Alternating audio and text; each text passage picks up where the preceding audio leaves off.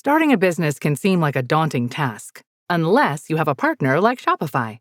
They have the tools you need to start and grow your business. From designing a website to marketing to selling and beyond, Shopify can help with everything you need. There's a reason millions of companies like Mattel, Heinz, and Allbirds continue to trust and use them. With Shopify on your side, turn your big business idea into... Sign up for your $1 per month trial at shopify.com/special offer. The views expressed on this podcast are those of the participants, not of Reuters News. The year ahead will be an intense conflict between pain and gain. Those are the paraphrased words of Breakingviews global editor Peter Tal Larsen this week. Indeed, as the US launched an attack on Venezuela and captured its president Nicolas Maduro, a Russian-led war rages on in Ukraine, and extreme optimism around the stocks of artificial intelligence stars continue to defy gravity. It may seem like a fool's errand to try and figure out how the world is going to look in the year ahead. But that is exactly what we've done at Breakingviews, and the end result is a sharp, insightful, and thought-provoking book, which is the focus of this week's Viewsroom. It's Amy. And it's Jonathan, and welcome back to the Viewsroom, your weekly podcast that delves into the knottiest issues in corporate finance, business, and economics. Amy, looking back over last year's predictions, because Breakingviews does this exercise at the end of every year, I think maybe it's worth taking a moment to pause and highlight what we got right and what we got wrong, right?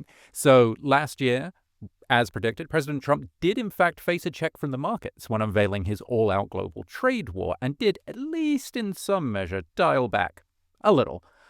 Germany's new chancellor relaxed the country's debt rules. Mike Henry, the boss of mining giant BHP, briefly renewed his interest in rival Anglo-American.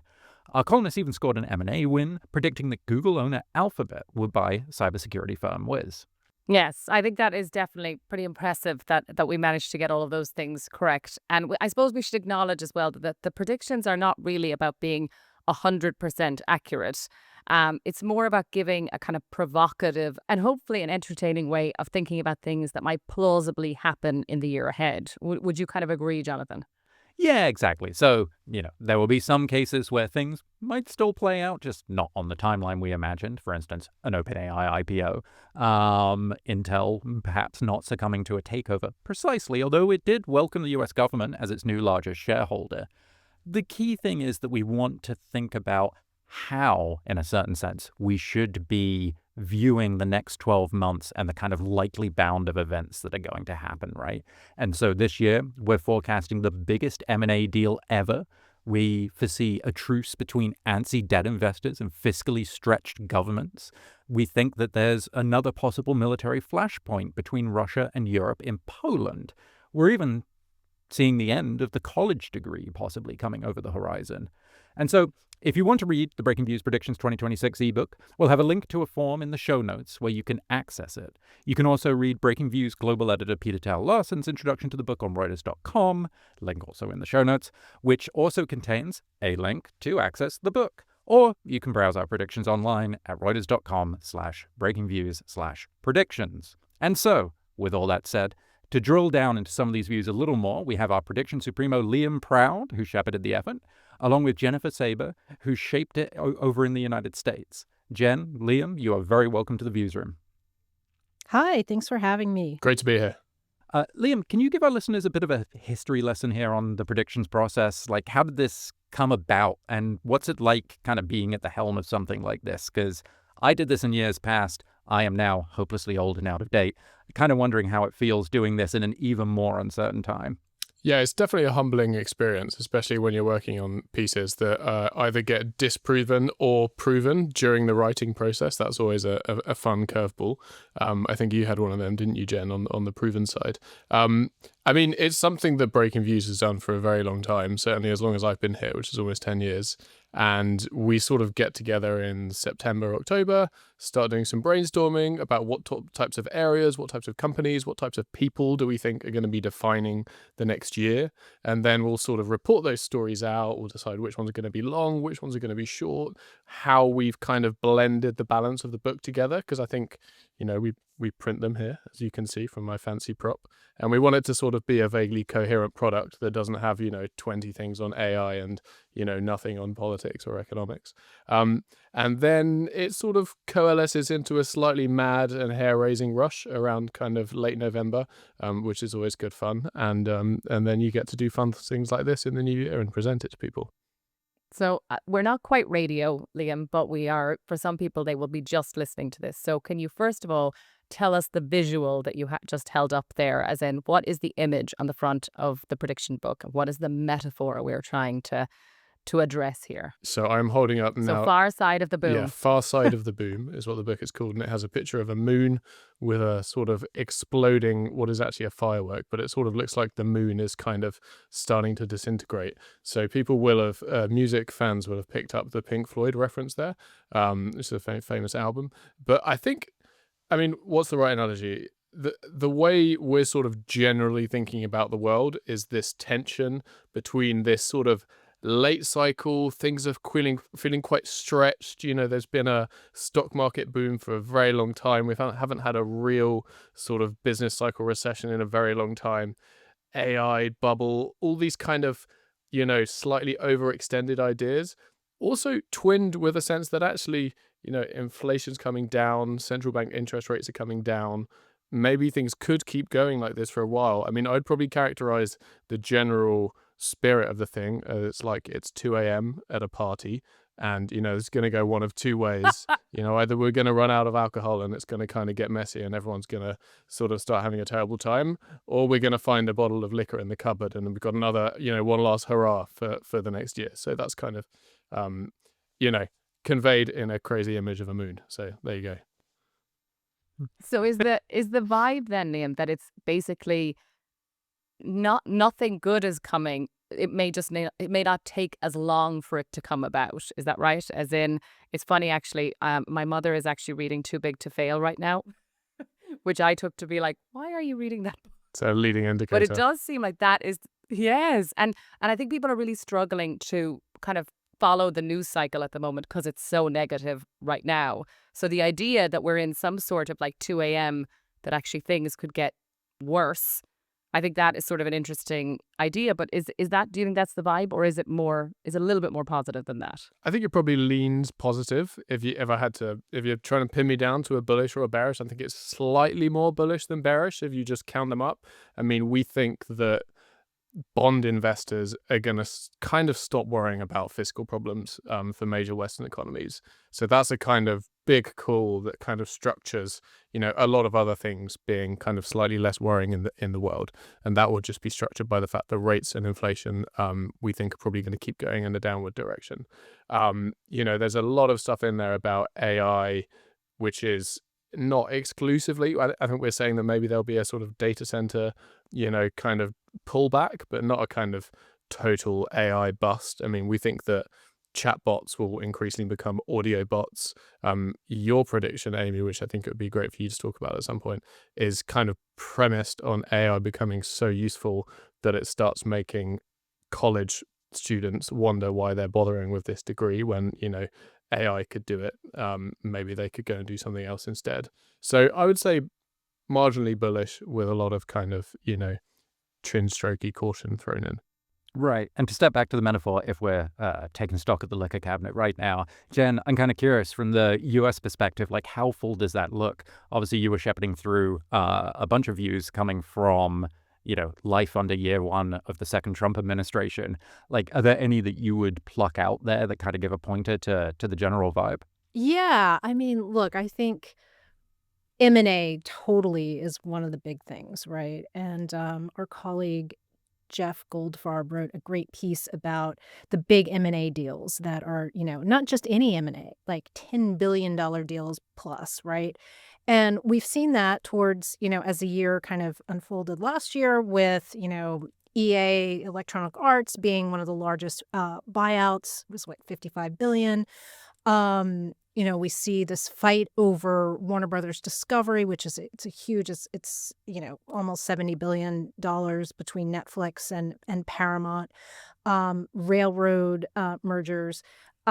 So I think that is only going to continue. And what was great about that is, Jeff kind of put on his hat and was like, what are some fun things we can think about that could happen?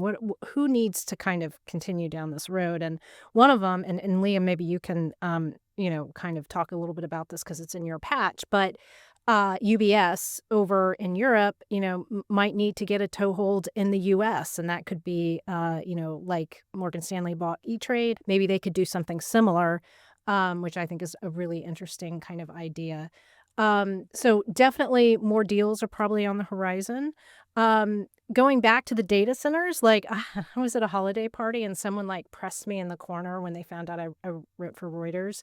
And they're like, do you think we're in a bubble, an AI bubble? And I'm like, yeah.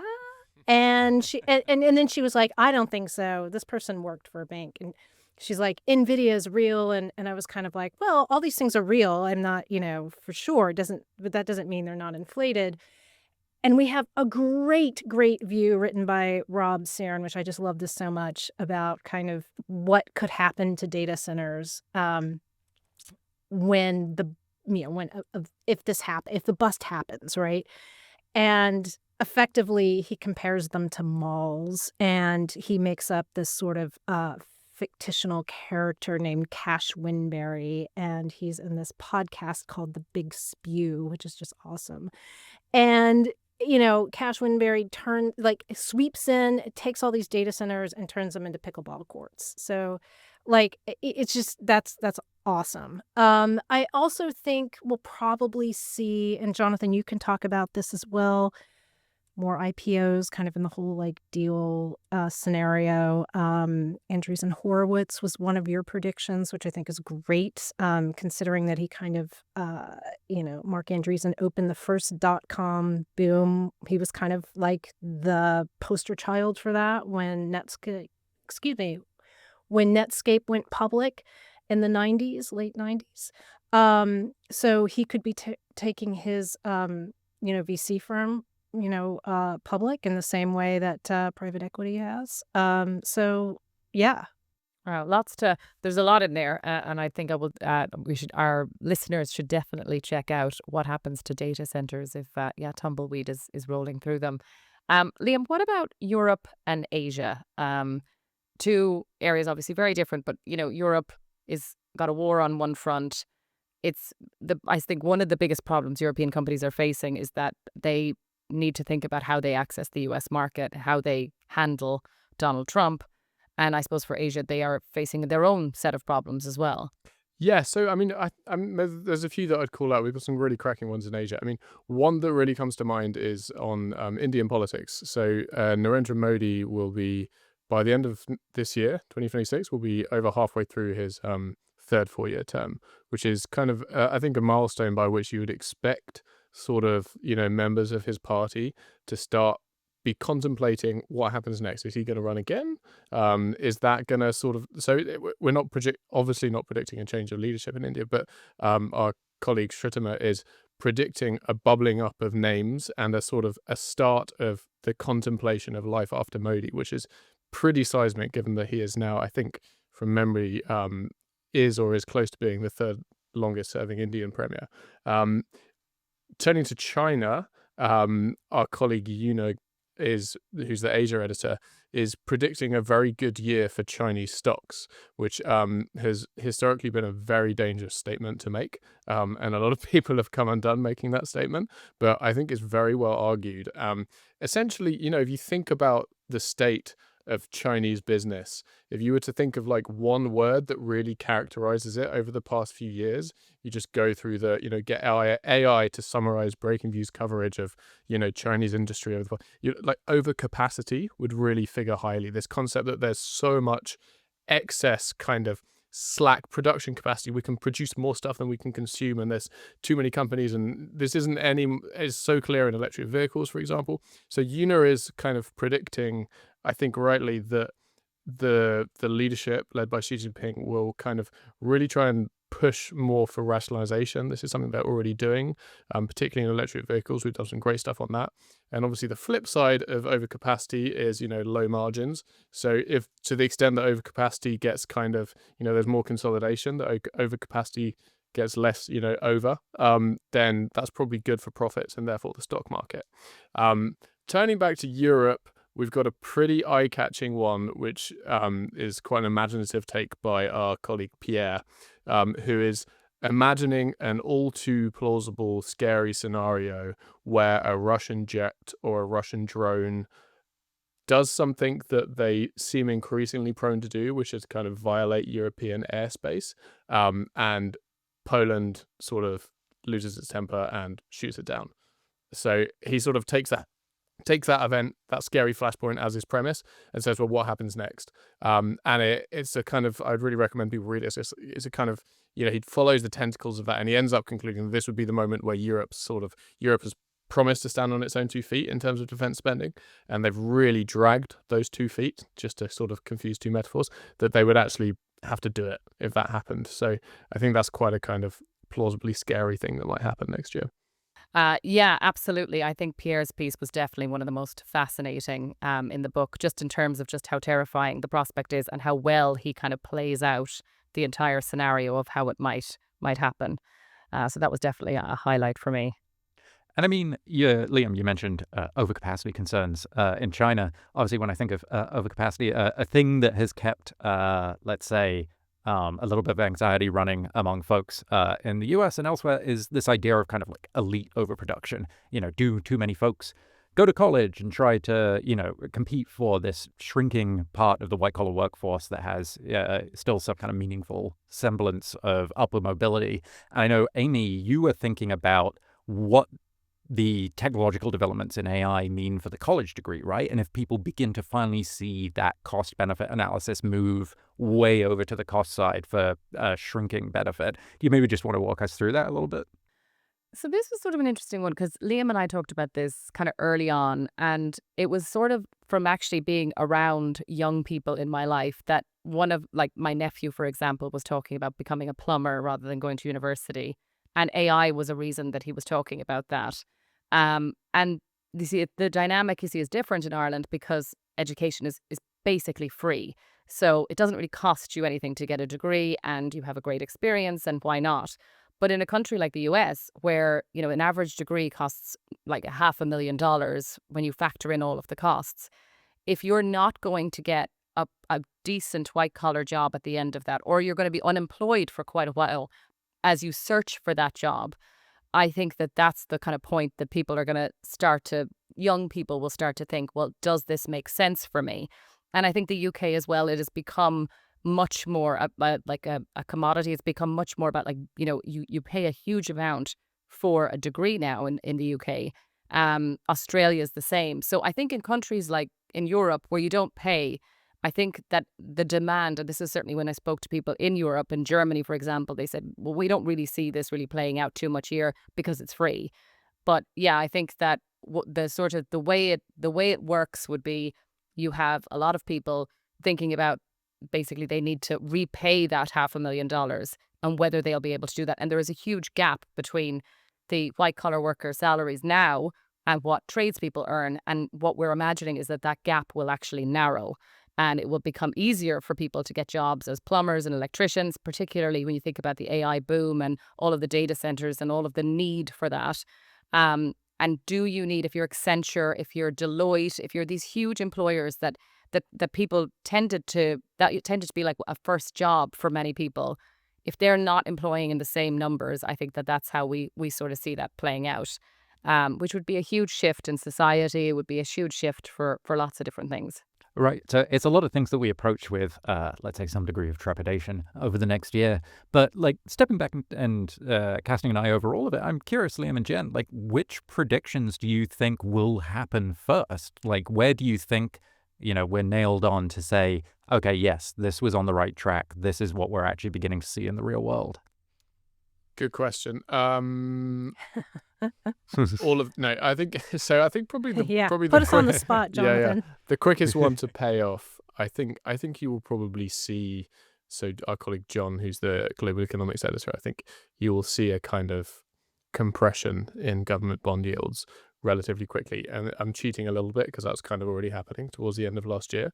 But I suppose promise he started writing this before that started happening. So in a way, that's the quickest one to deliver, I think.